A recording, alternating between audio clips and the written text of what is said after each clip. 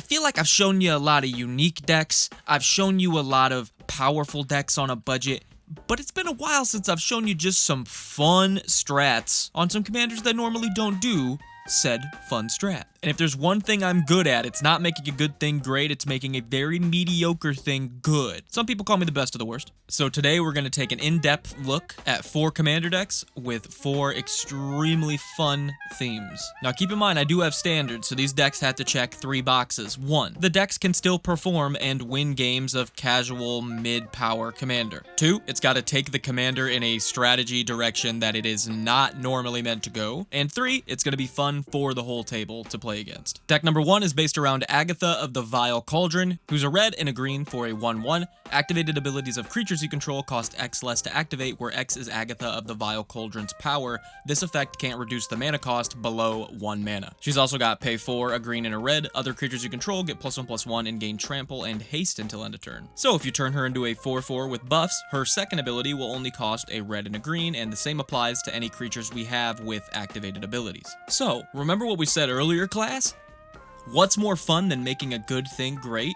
Making something that's normally unplayable good. That's my sauce. So with this deck, I went Monstrosity. And if you don't recall that mechanic, I don't blame you. The deck runs a total of 15 Monstrosity cards, starting with Arbor Colossus being 2 and 3 green for a 6/6 with reach. You can pay 3 and 3 green, Monstrosity 3, meaning if there are no counters on it, you put 3 1/1 counters on it and it becomes monstrous. When Arbor Colossus becomes monstrous, destroy target creature with flying and opponent controls. Now if we can turn Agatha into a 3/3, this is 3 green to turn this into a 9/9 that blows up a flyer, which actually, we'll take that. Clay Golem is a 4-drop 4/4 with 6, roll a d8, Monstrosity X, where X is the results. So if we turn Agatha into a 5/5, we can get this to be 1 mana, roll a d8, Monstrosity X. When it becomes monstrous, destroy a permanent. Yeah, that's way better than Meteor Golem. We'll take it. Colossus of Across is great, being an 8-drop 10/10 defender, indestructible, monstrosity 10. If it's monstrous, it can attack and it has trample. So again, Agatha can make this cost 1 mana to get a 20/20 indestructible trample.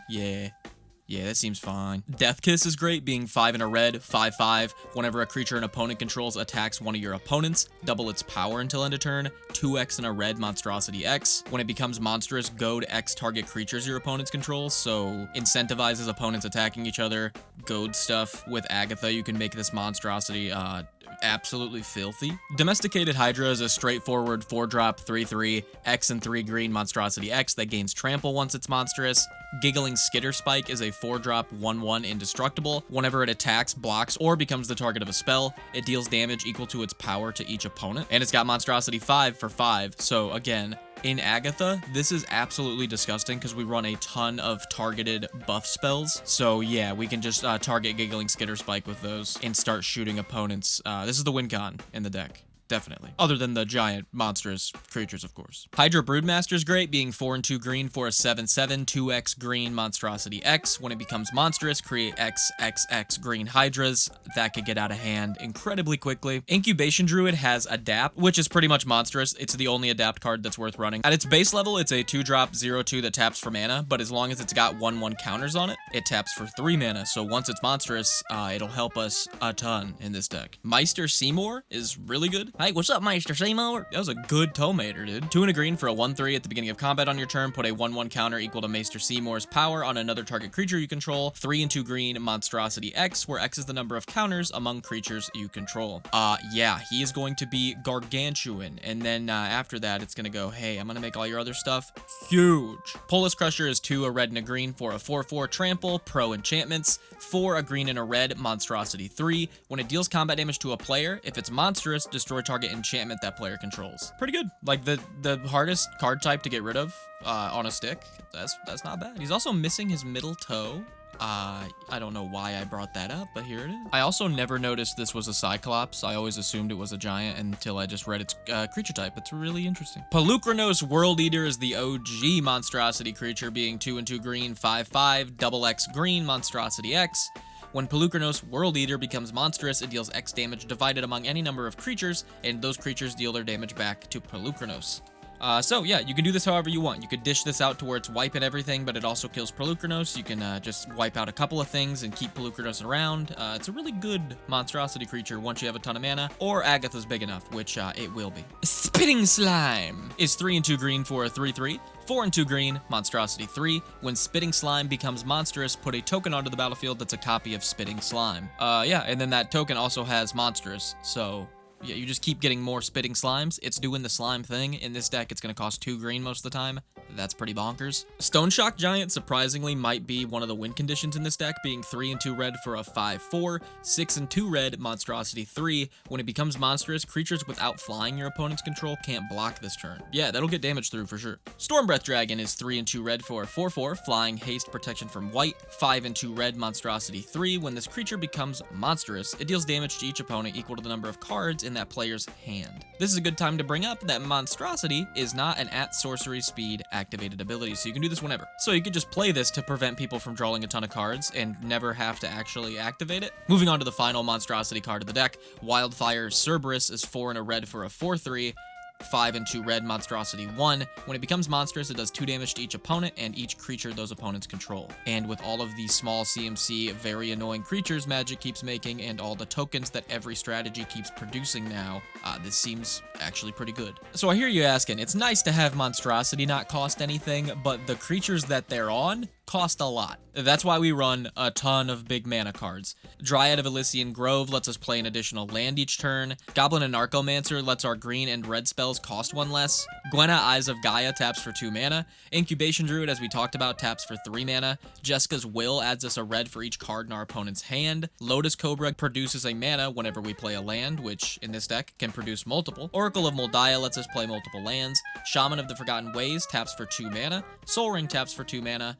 Somberwalled Sage taps for 3 mana, Thran Dynamo taps for 3 mana, and Worn Power Stone taps for 2. And then we also run Bugahagen.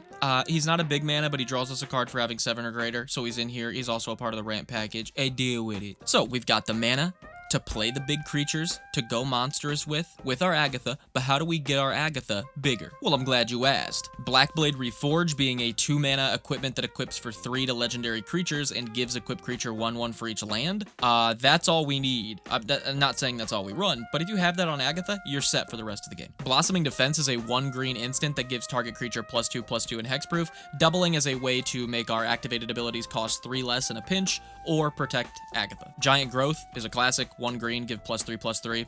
That's going to be fantastic. Groundswell is one of my favorites. 1 green, instant, give +2/+2, but if you played a land, give +4/+4. Great card. Invigorate might be the best buff card in this deck, being 2 and a green. If you control a forest, rather than pay the spell's mana cost, you have target opponent gain 3, target creature gets +4/+4. So this is a free, instant speed. All your monstrosities cost 5 less to activate. Oh, okay. I did the little water drop thing by accident. Did you hear that? I can't do it. I can't do it on purpose. I did it by accident. Replay that. Oh, that was sick. Overprotect, similar to Blossoming Defense, doubles as a buff spell and a form of protection, being 1 and a green, instant, +3/+3, trample, hexproof, indestructible. So yeah, we can use the +3/+3 trample if we want. We could use the hexproof indestructible if we want. Whatever we're feeling. Primal Bellow is disgusting in here. 1 green, instant, target creature gets 1/1 for each forest you control. Yeah, in a 2-color deck, this is going to be easily a 1 green, +4/+4, +5/+5. Yeah. And then finally, Vines of Vastwood. If you pay 1 green, it just protects something, but if you pay 2 green, it gives that thing +4/+4 as well. So again, protection or buff, because our commander is super important. We also run 4 ways to cheat the big creatures into play. We got Court of Bounty, which if we're the Monarch, lets us cheat creatures into play. Galta, who will cheat our whole hand's worth of creatures into play. Last March of the Ents, which can't be countered, draws us cards and then cheats a whole hand's worth of creatures into play. And Tooth and Nail, which can tutor us up 2 creature cards out of our deck and put them directly into play. All of which are, more good ways to get a bunch of these monstrosity creatures onto the battlefield, baby. Of course, with our commander and our creatures being so high risk, high reward, we run Lightning Greaves, Swiftfoot Boots to protect them. We also got a Heroic Intervention in here to protect the board. And yeah, on the screen you can see all the card draw, removal, board wipes that we didn't talk about in the video. If you want to get a more in-depth look at any of the decks we're going to talk about today, links to all 4 decks are going to be down below. And with that, let's move on to deck number 2. Deck number 2 is based around Imskir Iron Eater, which really wasn't as big of a hit as I thought this commander was going to be when it got released, but I think it's because we were on the wrong scent. These bloodhounds were sniffing up the wrong trail. But I've got good news. You know what Kanye said? You heard about the good news, and y'all sleeping on me, huh? Had a good snooze. So when Imskir first dropped, you read it, you go 6, a red, a black, 5/5, affinity for artifacts. When it enters the battlefield, you draw X cards and you lose X life, where X is half the number of artifacts you control rounded down. 3 in a red, sacrifice an artifact. Imskir deals damage equal to the sacrificed artifact's mana value to any target. So obviously you go, oh, you run a bunch of affinity for artifact cards so you can get them out quickly, and then fling them with Imskir for a lot more than you played them for. Isn't this an 8-drop 5/5 with affinity for artifacts that's in our command zone? Wouldn't it make more sense to fling you? First, we're gonna need to flood the board with artifact tokens to make sure that Imskir is the lowest mana cost we can possibly have him for most of the game. So with cards like Descent into Avernus, 2 in a red enchantment at the beginning of your upkeep, put 2 Descent counters on Descent into Avernus, each player creates 2 treasure tokens, then Descent into Avernus deals X damage to each player, where X is the number of counters on Descent into Avernus. This not only gives us treasure tokens, it also accelerates the game, which is gonna be important once we talk about the next category. Glowing Dwarf Emissary is great, being 2 in a red for a 3/3 whenever we cast a historic spell, create a treasure token. This ability triggers only once a turn, and you can also tap it, sacrifice a treasure, goad target creature. Grim Hireling turns our combat damage into 2 treasure tokens. Olivia's Attendance turns her dealing damage into you making that many blood tokens, so if we can hit someone once with Olivia's, that's going to be doing work in this deck. Professional Facebreaker turns combat damage into treasure tokens. Prosper Tomebound just gives us a treasure token whenever we play a card from exile, as well as giving us a card from exile at the beginning of our end step. Rose Room Treasurer turns creatures ETBing on our side into treasure tokens, and every time this ability triggers past the second time, you just get to fireball any target for X. Very busted. And Underworld Cookbook lets us discard a card to create food tokens, as well as sacrifice itself to return a creature from our grave, which might be useful. And finally, Academy Manufacturer. Whenever we create a clue, a food, or a treasure, we get all 3. So in this deck, that's going to be fantastic. The next most important thing to know about this deck is it's a group slug deck. So we're going to deal damage to opponents for doing anything. Bloodseeker turns creature ETBs into opponent's drain. Creeping Bloodsucker just drains opponents at the beginning of our upkeep. Fate Unraveler turns draw into drain. Gleeful Arsonist turns non-creature spells into damage. Harsh Mentor turns activated abilities of artifacts, creatures, or lands into 2 damage. Cataract Parasite turns draw into damage. Rampaging Ferocitid turns creature ETBs on opponent's control into damage. Razorkin turns draw into damage. Roiling Vortex does damage at the beginning of our upkeep. Rug of Smothering turns any spell cast into 1 life lost. Scrawling Crawler turns draw into damage. Lord of Pain turns the first spell opponents cast into damage. Vile Smasher turns the first spell we cast into damage. And Xantcha lets anyone pay 3 mana to draw a card and have the owner of Xantcha lose 2 life, and you can give Xantcha to anybody. All of these are gonna whittle away at our opponents. Okay, so the game plan here. We play all these artifact token producers like Grim Hireling to reduce our Imskir Iron Eater's cost with his affinity for artifact spell. We pair this with group slug spells to be constantly pinging away at our opponent's life totals. And then finally, we pair this with the final kit of the deck, the Fling package. Fling being 1 in a red, instant, sack a creature. That creature deals damage equal to its power to any target. So while we're whittling away at all our opponent's life totals, they're quickly going to become at critical life. They're going to be within kill range pretty quickly. And then you can just drop Imskir for 2 mana, fling it at somebody. Imskir goes back to command zone, and if you've got enough artifact tokens, you just drop Imskir again for 2 mana, and then you fling it again with something like Soul's Fire and rinse and repeat. All the while having cards like Warstorm Surge in play. Whenever a creature ETBs, it does damage equal to its power to any target. Or Terror of the Peaks, which does the same thing. And you've got a group slug deck where you're using the commander as the last fireball to take out all the opponents, and I think that's really fucking cool. So if this Imskir Iron Eater Fling group slug affinity for artifacts list interests you, links are down below for all 4 of the decks we're going to talk about today. And with that, let's move on to deck number 3. I'm going to be honest, deck number 3 is incredibly fun, and I'm very excited about it, but it's also incredibly mean. It might be one of the grossest lists I've ever came up with. Deck number 3 is built around Ulalek Fused Atrocity, which is 4 waste or Wooburg for a 2/5, devoid, which means it has no color. Whenever you cast an Eldrazi spell, you may pay 2 waste. If you do, copy all spells you control, then copy all other activated and triggered abilities you control. You may choose new targets for the copies. Now stick with me. This is not an Eldrazi deck at all. Now, I did a little research, and apparently you guys are calling this kind of deck a changeling tribal deck or a shapeshifter's deck. Kinda dumb. Kinda lame, if I'm being honest. My deck's called a tribal deck. Yeah, that's right, tribe all. And here's the rundown. We run 18 changeling creatures.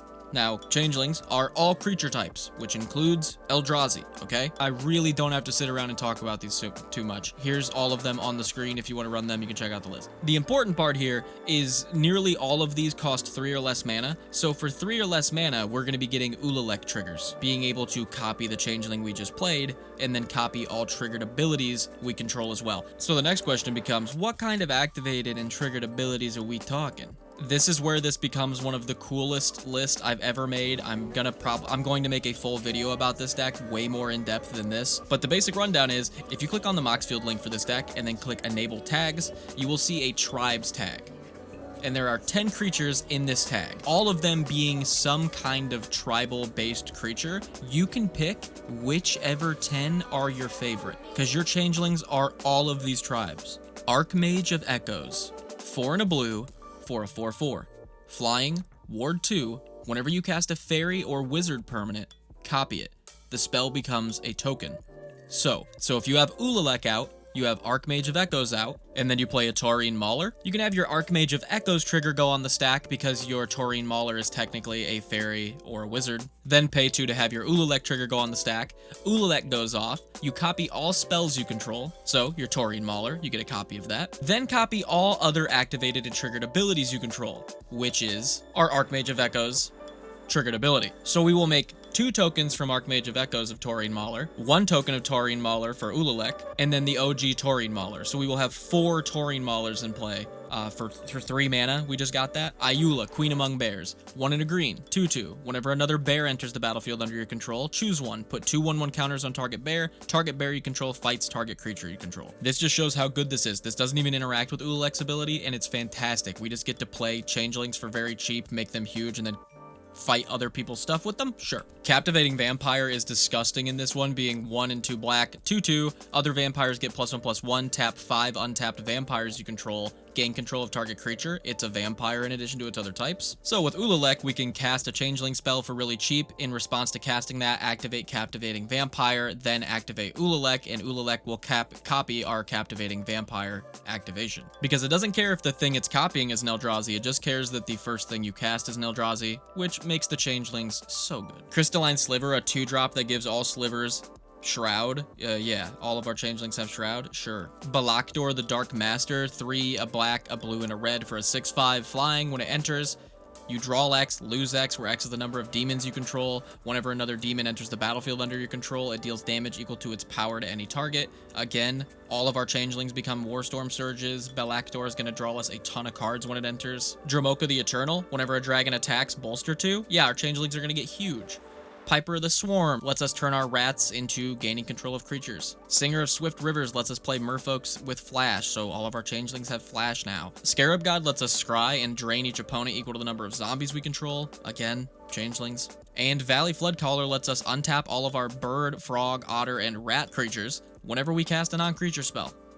Yeah. But the best part here is put what 10 tribal cards you think will be good in here. Again, I'm going to make a full video on this, and we're going to go way more in depth on this deck as a community, but any comments about that could help for the future video. So here's a look at the card draw, the mana ramp, the removal, the board interaction that we didn't talk about in the video. Again, links to all 4 of these decks down below, and with that, let's move on to the 4th and final deck of the video. Our final deck of the video is based around Brago King Eternal, who is 2, a white and a blue for a 2/4, flying. Whenever Brago King Eternal deals combat damage to a player, exile any number of target non-land permanents you control, then return those cards to the battlefield under their owner's control. This guy's a classic. He's a very powerful blink deck. A lot of people run this dude. The basic strategy is you run ETB creatures, let's say Sun Titan. You swing with Brago, you get to blink that creature and as many other creatures that have ETBs as you want, and then milk those ETBs over and over again. You mind if I milk those ETBs, girl? Brago's extra cool though because it says non-land permanent, so you could reset stuff like Oblivion Ring to remove new present threats in the game, or just making really basic cards like Ichor Wellspring way better in a deck like this, just providing you guaranteed draw each turn you swing with Brago. But what I immediately thought, sagas. The deck runs 28 sagas, because sagas sacrifice themselves once they get to the last chapter, but if you can blink the saga with Brago, you can just reset the full saga and then get everything up until the last chapter all over again. Now again, we run 28 sagas. Am I going to talk about all of these and read all of these? No, I'm going to show you some of the ones that'll give you a rough idea of how cool this deck can be, alright? Because we'll be here all day. Summon Good King Mog is actually disgusting in this deck. 4 and a white, 4/4. Chapter 1 puts 2 1/2 Moogles with lifelink into play. Chapter 2 and 3 give you, whenever you cast a non-creature spell this turn, create a token that's a copy of a non-saga token you control. Yeah, okay, so we just get more Moogles when we cast non-creature spells, sure. And then you could always let the final chapter go off to buff up all your Moogles, or you could just blink it and reset it and start making more and more and more and more and more, and then let it go off whenever you want once you have hundreds of these guys in play. Tamio meets the Story Circle is actually incredibly annoying, being 1 and a blue for a saga, chapter 1. Until your next turn, whenever a creature attacks you, it gets -2/-0 until end of turn. Chapter 2, discard any number of cards, then investigate twice for each card you discarded. That's actually, like, super good. Chapter 3, shuffle up to 3 target cards from your graveyard to your library. Don't even care about that one. We're going to be milking Chapter 1 and Chapter 2 incredibly hard, making it very difficult for any kind of go-wide deck to be swinging at us, while also investigating a ton. The Princess Takes Flight is just mean, being 2 and a white. Chapter 1, exile target creature. Chapter 2, target creature gets +2/+2 and gains flying. Chapter 3, return the exiled card to its owner's control. Yeah, we're never going to make it to Chapter 3, so we're just going to keep exiling and exiling and exiling and exiling, and you're never going to get it back. War Games is actually kind of disgusting. I want to see how this plays in this deck very badly. 2 and 2 white. Chapter 1, each player creates 3 tapped 1/1 white warrior creature tokens that are goaded for as long as you control the War Games. Chapter 2 and Chapter 3 put a 1/1 counter on each warrior creature. And Chapter 4, you can exile target non-token creature you control and then exile all warriors.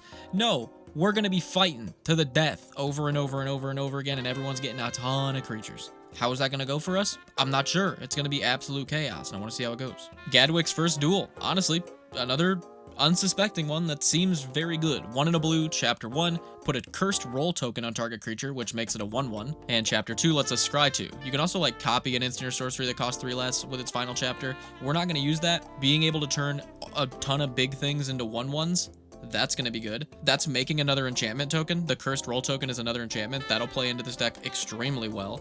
And then scrying 2, setting up our draws over and over again, we'll definitely take that. And pile all of this on top of running Mirror Maid, which can enter as any enchantment.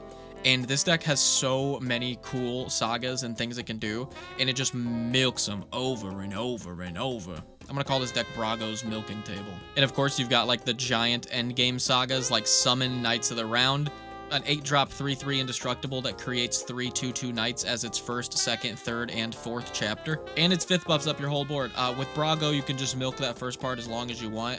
It's probably just going to end the game on its own, though. A better example would be Kiora Best the Sea God being able to get recurring 8/8 Krakens over and over and over again that also have hexproof, and being able to tap all the opponent's stuff over and over and over and over again. That seems, I almost feel bad. I also run all that glitters in ethereal armor because having a flying commander when you're running this many enchantments, I felt like I had to. You know what I want? You know what I mean? Giving Brago 1/1 for each of our enchantments and artifacts? Yeah. Plus, they themselves are enchantments. It's going to play into the deck. They seemed like a run to me. Here's a look at the mana ramp, removal, card draw, all the stuff we didn't talk about in the video. And with that, it brings us to the end of today's tale. If you want to look at any of these decks more in depth, there are links to all 4 down in the description and the comments. If you don't mind dropping a subscribe, that would help me out a ton. I've been trying to hit 20K. And if each one of you guys that's watching the video could subscribe, we could smoke that goal in no time. If you'd like to show the channel a little additional support, you could head over to Patreon or the YouTube members page. They both start as low as $1, which will get you access to submitting some of your favorite cards, deck review live streams on Fridays, stuff like that, as well as helping me out a ton. I'll be looking for you guys in the comments, and I'll see you guys next time. Peace.